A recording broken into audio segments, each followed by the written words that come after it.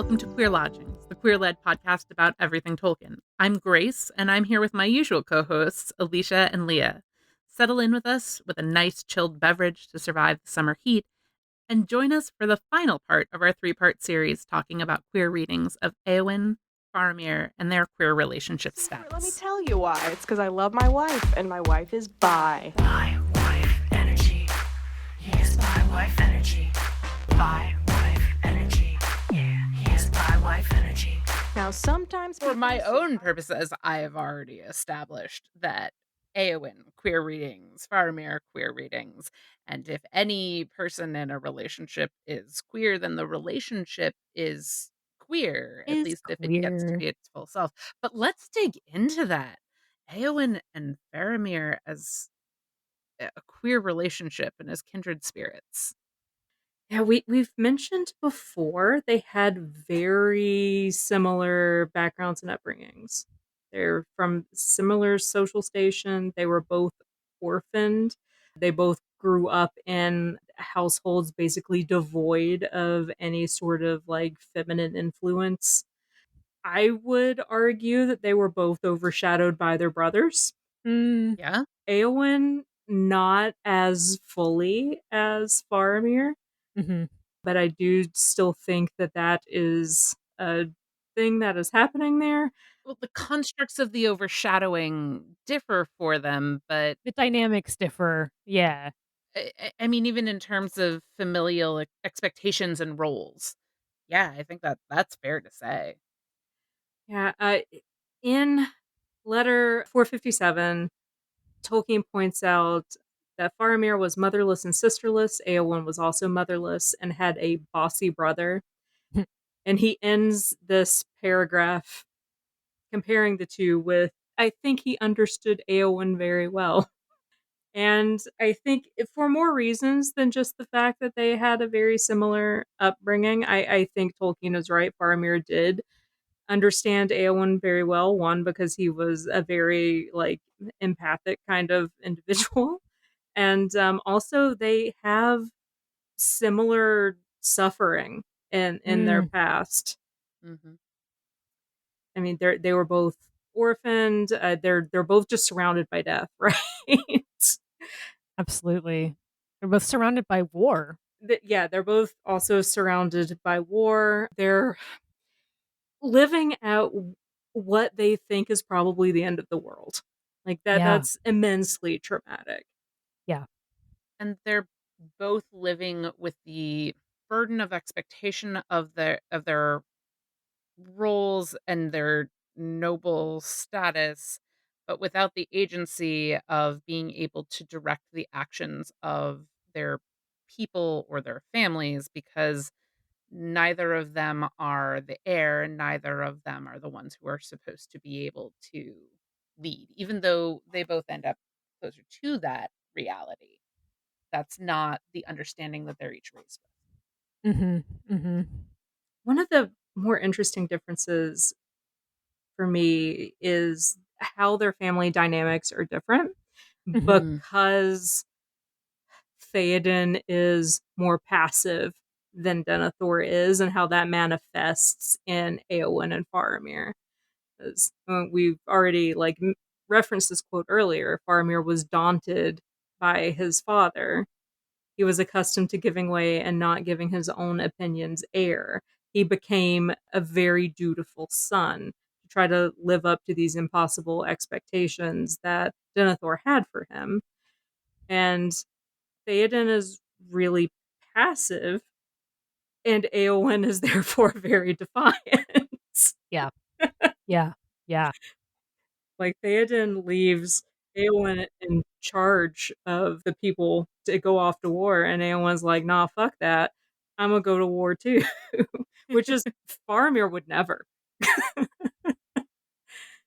Yeah. Faramir made one contrary decision to his father. Got And reamed for it, basically. And basically almost got killed for it, right? Yeah.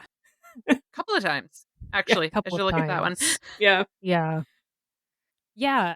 Alicia, can you go a little bit more into the argument that we've kind of touched upon about from Lesbians for Boromir's essay on complementary trans narratives about war in particular? Mhm. Yeah. So this post that Lesbians for Boromir wrote was comparing Eowyn and Denethor as complementary trans narratives. Mm, mhm, mhm, But I want to put a little twist on it because I think it makes more sense with Faramir in mhm, Denethor's place. mhm. To Eowyn, home is prison and war is escape. And to Faramir, war is prison and home is escape. Mm. Oof. And Yeah. both of them have their escape thwarted. Faramir, by having his return home culminate in his father attempting to burn him alive, and Ugh. Eowyn by not succumbing to the wound the Witch King inflicts upon her when that's what she wants. I want to point out very specifically what Eowyn says to Aragorn before he goes through the paths of the dead, that she's to be left home to be burned with the houses when the men no longer need them. That Oof. is almost exactly what happens to Faramir. Oof. Yeah. Oh, man. Yeah. What a parallel. Oh, yeah. I just this idea of having their escape thwarted. Like, God, no wonder like they kind of come together in houses of healing. Like they've both had such a similar sort of trauma, basically. And they both understand each other on a level that a lot of the people around them, I think, can't understand or don't really have the experience to understand. Yeah, and I think it's easy to overlook how similar their wounds actually are because how they ended up at this point is so different. Mhm. Like Eowyn ended up in this point because she was going to war against the wishes of her liege lord, and Faramir's in this situation because he was forced to go into war. Yeah. She was looking for death, and Yeah. he was, like, trying to survive, trying to keep everybody else in the city alive, basically.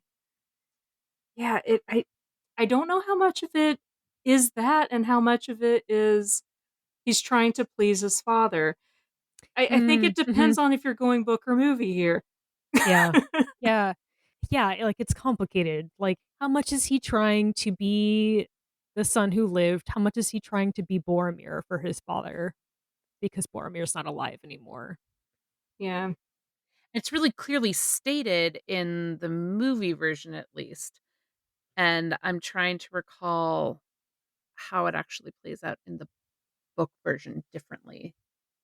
Honestly, it's that I don't remember the movie version clearly enough. Well, and Denethor says in both that you wish our places had been exchanged, that Yeah. that Boromir had lived and I had died. And Denethor explicitly says Yes, I yes. wish that. Yeah. So yeah, so it's sort of like how much of that ride out to that again, that very stupid sort of Charge of the Light Brigade out to Osgiliath is rooted in wanting to please his father and wanting to be the son that didn't come home, you know? It is external though.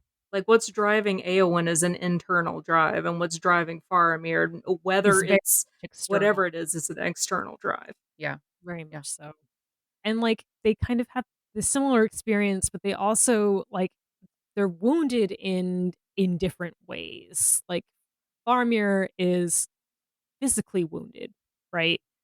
Eowyn, she has some physical wounds too, but she has much, much deeper emotional and psychological wounds. Again, the contrast between searching for death and searching for something else, maybe life under a father who loves him. um I can't help but to think what a fucking relief it must have been for Farmer to wake up and be like, "Oh yeah, your dad's oh yeah, dead." your dad's dead. It's like, "Your dad's dead, the king is back." Oh, thank God. I don't have to deal with any of that And it's like, shit your anymore. uncle's hanging out around here and handling some shit, like, you don't have to worry. Yeah. Like, You just rest, buddy. You just rest. You just rest, baby. I'm like, but he was like, oh, thank God. I can just hang out here for a few weeks. yeah. Yeah, get into them hanging out for a little while in the houses of the healing a little bit more. Cool. I want to start this section with fuck every single person who has ever made the argument that Faramir tamed Eowyn. You're wrong. Ugh, It's a bad Yes. read. It's a bad take. Yes. Yes. it's a bad take, and it's grounded in such grossly misogynistic propaganda Yes. that if that's not what you meant to be doing, let's stop. Let's just not do that anymore. Yes. Yes. Absolutely. Ugh. Yeah. Like, luckily, most of the newer scholarship does not make that argument, but there is a ton of it out there, and it's It's a lot gross. of older scholarship. This is kind of your baby and kind of like your whole like central thesis basically, Alicia. So It why don't you is. take us through it? We've talked about how Faramir has this soft masculinity. We've talked about what bi-wife energy is. We're now going to synthesize these two things because Faramir uses his soft masculinity to heal Eowyn, Oh. and then the bi-wife energy comes. So, in killing the Witch King, what ends up happening with Eowyn is that she is left kind of like moorless. At least she doesn't really know what to do. She's fulfilled her purpose as a shield maiden. How can you really top killing the Witch King? Except that she didn't die. Yeah, yeah. So she's lived through this and is now trying to figure out who she is and what she needs to do and whether it's worth going on living. And Faramir gives her the hope that she needs to he gives her the support that she needs to actually like find that hope and find that drive within herself to continue living. And he does that through truly seeing who she is as a person. Mm, And as Faramir is approaching Eowyn, he is coming at her as a fellow warrior. mm, And he says that he understands that she wished to have renown and glory and to be lifted far above the mean things that crawl the earth. And he empathizes with her admiration for Aragorn as the greatest lord of men, but said when he gave her only understanding and pity, then she desired to have nothing unless a brave death in battle. oh, Because Aragorn pities Eowyn because she does have this great skill in battle that he cannot use. Is how Melissa McCrory Hatcher is characterizing this. mm, But Faramir professes his love to her by saying, I do not offer you my pity, for you are a lady high and valiant, and have yourself one renown that shall not be forgotten. oof. Ugh. Yeah, like that's like the moment where he's like, yeah, he sees her. Like he sees her, he sees him, like, ugh, sees all of it. And it's the first time anyone's actually truly seen Eowyn ever. Yeah, yeah, yeah. I think Hatcher says, like Faramir highlights the idea that Aragorn only pities Eowyn, while he doesn't actually pity the shadow in her. Like Faramir Yeah. realizes like that she has a weakness and he wants her to grow. Unlike Aragorn, like Faramir really sees Eowyn as his equal. He really sees them like on the same level, which Aragorn, I don't think he ever really did, and I don't think he ever really could, just because of the way that relationship worked, right? Right. Leslie Donovan in the Valkyrie Reflex again makes a really good point. When Eowyn commits to Faramir and agrees to marry him, She says, I will be a shield maiden no longer, nor vie with the great riders, nor take joy only in the songs of slaying. I will be a healer and love all things that grow. Leslie points out that the word only here insists that in the future she will not simply reject but transcend the limitations of her shield maiden role.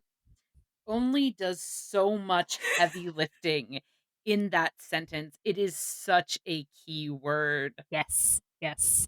And I think that it queers that role that Eowyn wants to grow into and become.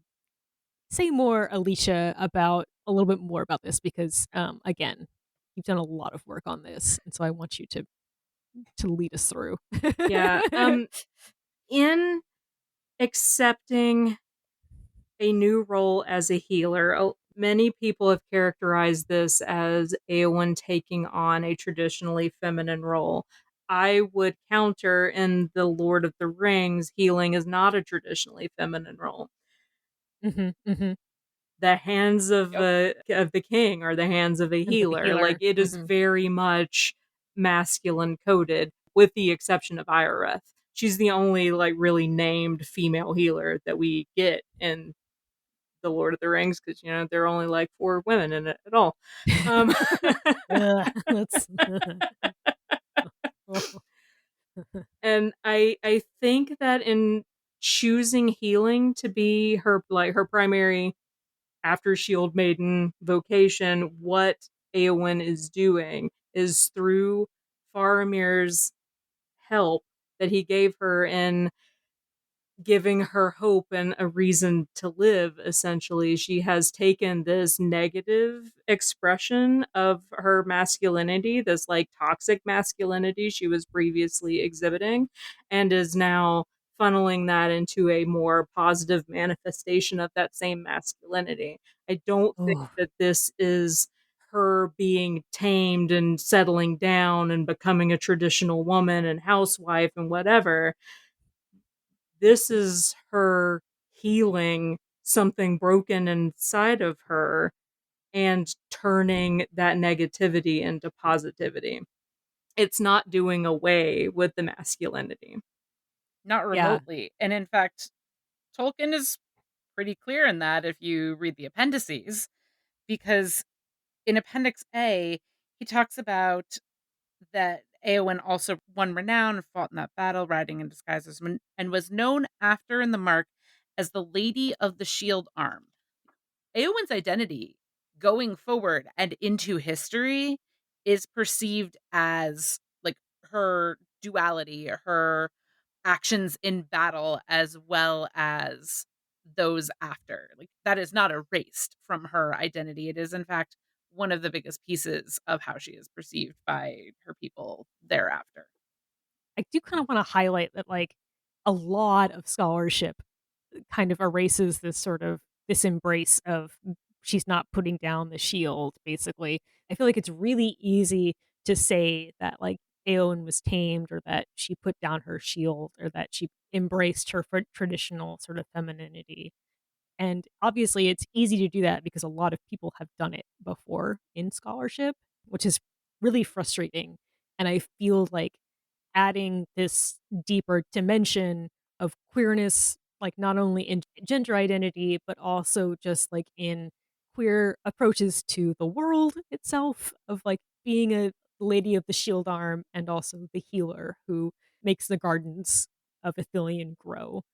I feel like that gives us such a different and more interesting and complex and more whole sort of portrait of the journey that Eowyn has really been through and how deep her healing has really gone. Like, it's such a shallow sort of reading to kind of be like that she gave this up, that to become, a gardener and a healer or whatever.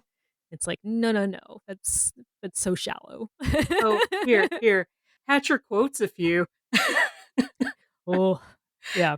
Frederick and McBride insist Eowyn's healing is a victory, not only for Faramir, but for their civilization. An unruly impulse to transcend prescribed gender roles has been successfully thwarted. Ugh. Listeners can't see my face, but I'm it's a There's another one. Eowyn's healing comes from accepting the role that her civilization demands from her as a woman to be a beautiful, helpful, and cheerful companion to a man.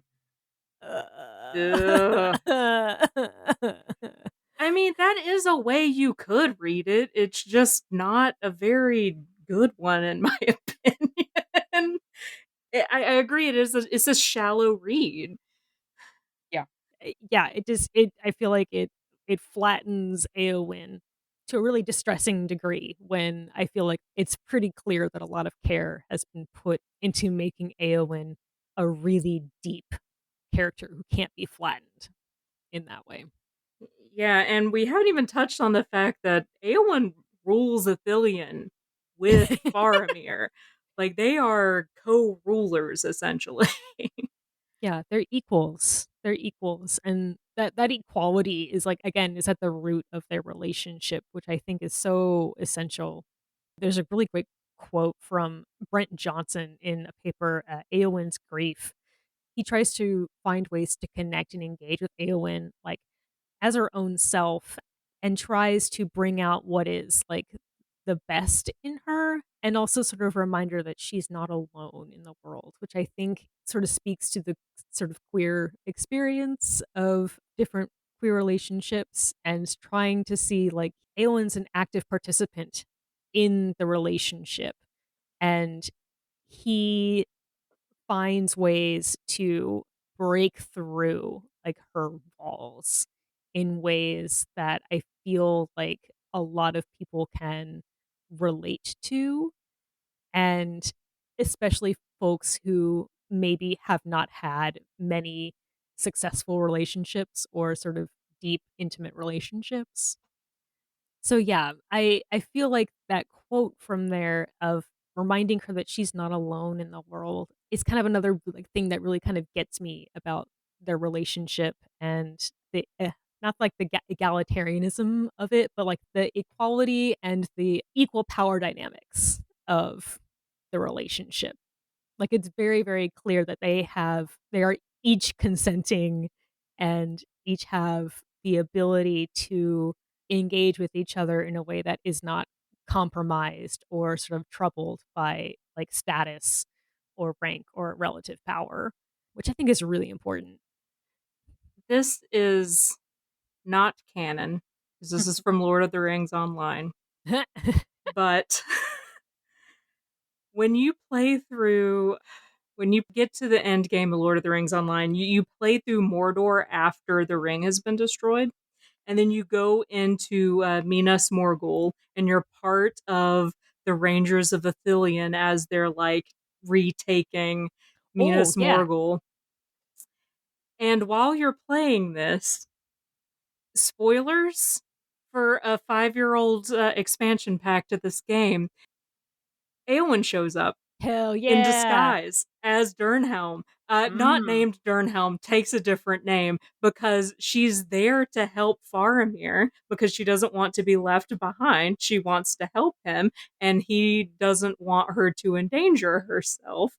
So she has like snuck in. And at the point where he finds out that it's her, like there's this big reveal, and then he's just like, I knew it was you.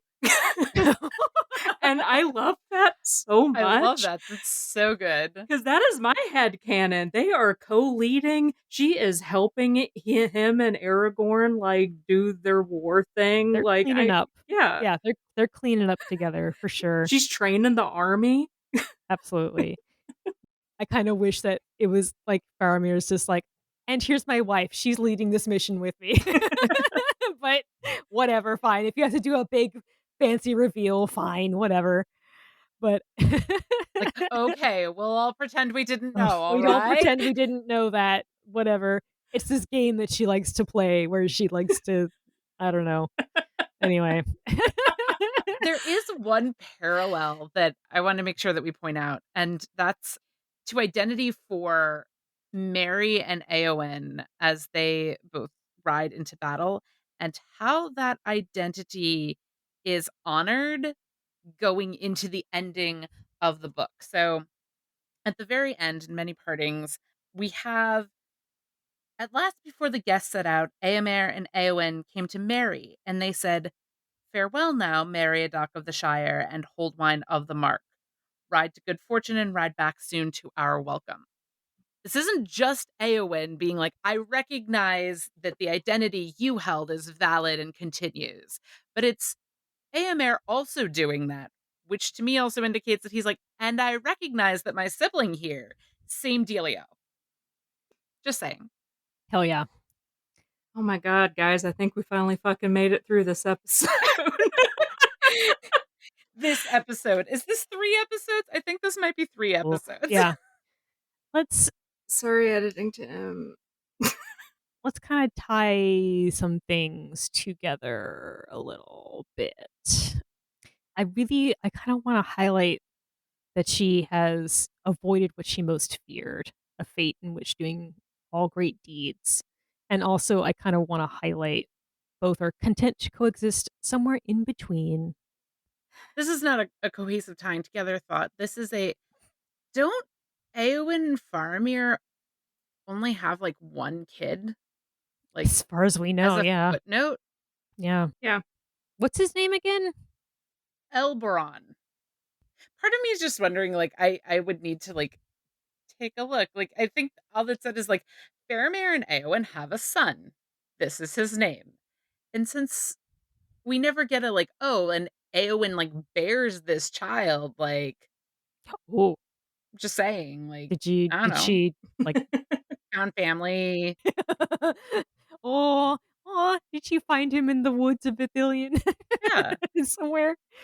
Or, Oh. like, I think it's also it's actually something that I consider more from the point of view of I have a number of friends who are non-binary or genderqueer, have made the choice to have children, Mhm. but because it can cause, like, a lot of, like, gender fuckery thoughts, are very intentional about when and how they have children and how many.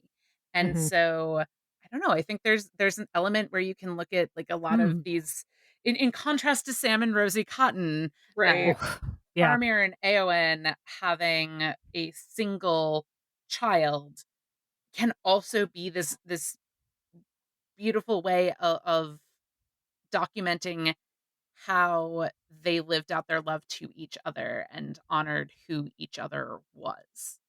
Whereas I Yeah. think normally you would get this read that's like, "Oh, well, they only had 1 kid, maybe they weren't really into each other or whatever." Like, no, no. No, no. Like, this is care and intentional building a family and Oh, I love that what that idea. means. Yeah. Mhm. I'm Mhm. trying to think of, like, there aren't many really small families like that No. in Lord of the Rings. I mean, Aragorn and Arwen had 3 kids. 3, yeah. I Yeah. mean, Frodo didn't have any Yeah, siblings. but, Yeah. like, his parents died. Yeah. Yeah. He probably So, would have had his parents not drowned. that's true, maybe, yeah. Faramir lives to 120, so, like, that's not what's happened there. Mm. Yeah, Aragorn and Arwen had 3 kids even though Arwen was, like, fucking 4,000 years old or whatever. Jeez. Yeah, I feel like that sense of care is yeah, I love seeing it like that, Grace, seeing it Yeah. as, like, a real demonstration of care, of Yeah. having the one child. Like, the intentionality of Yeah. the love that they have for each other and Yeah. how they're manifesting that. Like, we don't get a ton of clues about what happens after Mhm. the book pages close, but we do get some, and just stands out to me as different than a lot of the other expectations and norms and what have you, and so something that's fairly unique to them. Yeah. I guess, like, I do like this kind of end thought from Schaefer Fuller that, quote, "While on the surface it may seem that Faramir has inspired Eowyn to conform to societal gendered norms, it is perhaps a more nuanced reading to suggest that they both transgress in ways that seemingly balance their relationship nonetheless. They each seek the opportunity to perform the duties that any given situation calls for, unhindered or unrestrained by traditional gender roles, both content to coexist somewhere in between the extreme bifurcations of the traditional medieval gender binary as it suits them.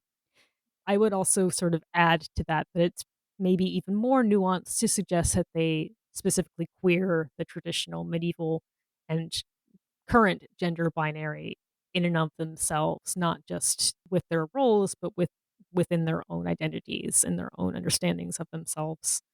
I really love the idea that coexisting somewhere in the middle is a really safe and happy place for them when they have both been sort of pushed out to the edges of their kind of own coexistence. Like Faramir, like physically being pushed out to the edges of Gondor into Ithilien and into war, and Eowyn sort of psychologically, emotionally being pushed out to existing on the edges of the ruling family and within her own household. I love the idea that they meet in the middle. They understand themselves to be somewhere in the middle and sort of make their own sort of center, their own little center of their own world that they kind of create together. They hold space for each other. Yeah, and they come in from the edges and become the center of their own little circle in their world. Well, and that's the beauty of the concept of bi-wife energy and the recognition that you're in a queer relationship is holding space for your partner to be able to be their full self. Yeah. And I think very clearly, no matter how you read it, Eowyn and Faramir do that for each other. And so I think that they're a pretty healthy relationship and also a pretty darn queer one. Yes. Absolutely. Wow, I think that is a fantastic note on which to end. Thank you all for sticking through our year-long awaited, incredibly fucking long episode. I'm not sure how many episodes this is going to end up being. It took us somewhere around 3 hours to record, so it's all good. Our triumphant our triumphant pride return. Oh, man. This is what happens every time we don't record for a while is we're working Ugh. on some nonsense like this. Right. True fashion, we had to record for like 3.5 hours or whatever. Yeah. Yeah. Also, shout out to producer Tim, who is not on this recording today. I hope I give him bi-wife energy. Aww. Aww, so cute. All right.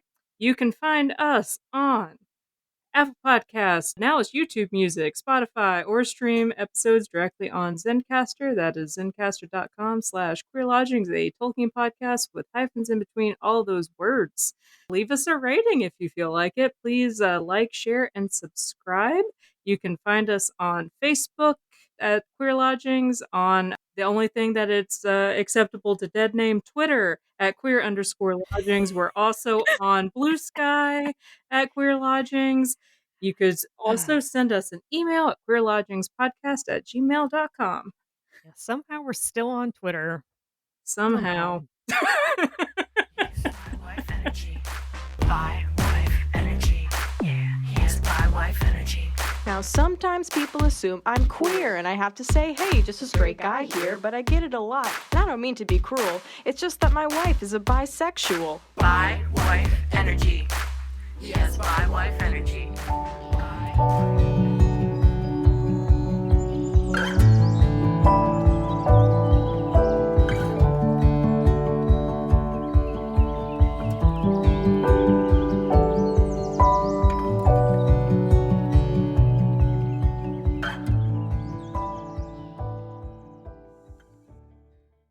Is it really YouTube Music? They're not doing like a YouTube podcast? No, or it's anything YouTube like that? Music. Okay. I didn't know that. All of the social media things are making great branding decisions these days. Apparently. Great branding decisions. It's like All we right. don't recognize that Twitter changed its name. I also refuse to recognize that HBO Max has Drop the truncated its name. HBO. Whatever. It's Yeah. HBO And named Max. itself Get the after the fuck out 12th of here, most popular Max. dog name in America, and now It's we're just like ca all of them. They're all rebranding to like and now, porn like, site names. It's like, come podcasts on, are music? podcasts Okay. are not music. Get out of here.